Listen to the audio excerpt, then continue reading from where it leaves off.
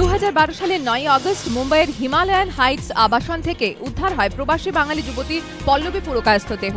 সেই ঘটনায় 2 বছরের মাথায় আবাসনের অভিযুক্ত নিরাপত্তারক্ষী সাজ্জাদ আহমেদ মুঘলকে দোষী সাব্যস্ত করল আদালত। খুন, শ্লীলতাহানি ও বেআইনি অনুপ্রবেশের অপরাধে তাঁকে দোষী সাব্যস্ত করেন বিচারক। 2012 সালের 9 আগস্ট হিমালয়ান হাইটস আবাসন থেকে পেশায় আইনজীবী পল্লবীর রক্তাক্ত দেহ উদ্ধার হয়। তদন্তে নেমে আবাসনের নিরাপত্তারক্ষী সাজ্জাদকে গ্রেফতার করেন তদন্তকারীরা। পুলিশ সূত্রে খবর, জেরার মুখে ওই নিরাপত্তারক্ষী খুনের কথা কবুল করে। এই মামলায় 40 জন সাক্ষীর বয়ান নেওয়া হয়েছে। 2012 সালের 30 অক্টোবরই ক্রাইম ব্রাঞ্চ এই মামলায় 434 পাতার চার্জশিট পেশ করে। ইসরোর সাফল্যে মুকুটে নয়া পালক PSLV-C-23 মাধ্যমে মহাকাশে একসঙ্গে 5টি উপগ্রহ পাঠালো ইসরো। ঐতিহাসিক মুহূর্তে সাক্ষী রইলেন প্রধানমন্ত্রী নরেন্দ্র মোদী। কাউন্টডাউন শুরু হয়েছিল 49 ঘন্টা আগেই। মহেন্দ্রক্ষণ এলো সোমবার সকালে। শ্রীহরিকোটা সতীশ ধাওয়ান স্পেস সেন্টারে কন্ট্রোল রুমের মনিটরে তখন বিজ্ঞানীদের চোখ স্থির। রুদ্ধশ্বাস মুহূর্তেই শুরু হলো 20 সেকেন্ডের চূড়ান্ত কাউন্টডাউন।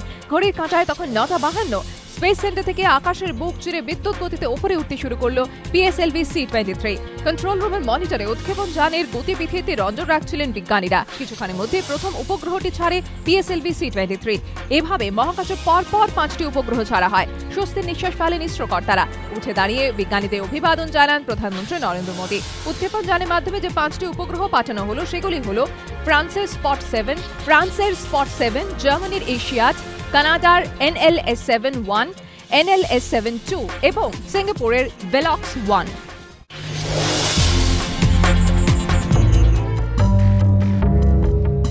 ইডির পর এবার সিবিআই এর গোয়েন্দাদের জেরার মুখে পড়তে চলেছেন সারদা কর্ণধার সুদীপ্ত সেনের ছেলে শুভজিৎ সেন। সারদা কর্মীদের জিজ্ঞাসাবাদ এবং সংস্থার নথি ঘেঁটে সিবিআই জেনেছে যে সাধারণ মানুষের কাছ থেকে তোলা সারদার টাকায় বিলাসবহুল জীবনযাপন করতেন শুভজিৎ।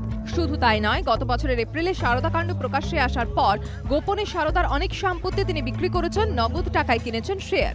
গোয়েন্দাদের সন্দেহ শুভজিৎ বেশ কিছু নগদ টাকাও অন্যত্র সরিয়েছেন। এখনো পর্যন্ত সিবিআইয়ের হাতে আসা তথ্য অনুযায়ী শুভজিৎ 5টি দামি গাড়ি চড়তেন। সেগুলো হলো Mercedes Benz, BMW, Mitsubishi Pajero, Hyundai Sonata ও হন্ডা সিভিক। এছাড়াও একাধিক গাড়ি শুভজিৎ এবং তার পরিবারের জন্য বরাদ্দ থাকত সর্বক্ষণ। ওই গাড়িগুলি যাবতীয় খরচ মেটানো হতো সারদা কনস্ট্রাকশন কোম্পানির অ্যাকাউন্ট থেকে। শুভজিতের গাড়ির বিষয়ে যাবতীয় খরচের বিষয়টি জানতেন সারদারই এক অ্যাকাউন্টেন্ট।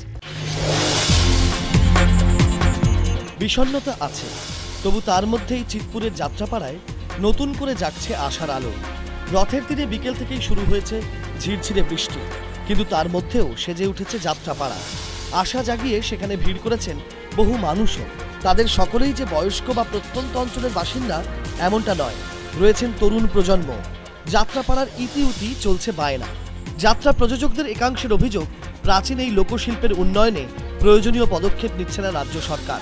তাদের অভিযোগ, সরকারি ঔদাসীন্যের পাশাপাশি বহু ক্ষেত্রে অভিনয়ের পরেও মিলছে না চুক্তিমতো অর্থ। যাত্রা প্রযোজকদের একাংশের দাবি, এই মন্দা দেখেই যাত্রা মঞ্চ থেকে মুখ ফিরিয়ে নিয়েছেন টলিউডের অধিকাংশ তারকা।